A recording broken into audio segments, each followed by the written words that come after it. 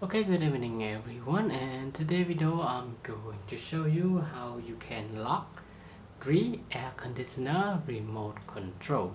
Okay, as you can see now, this remote control already locked, and when I press it off and there's nothing appear and the lock logo here is blinking.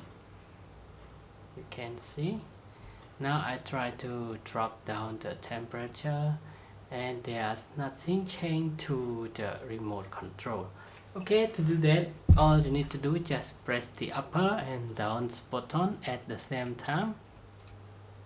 And now the locks disappear, and to lock it again, press the same upper and down button at the same time.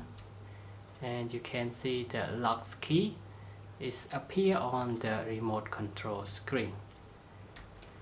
Okay, now we can change the temperature, turn on or turn off your air conditioner.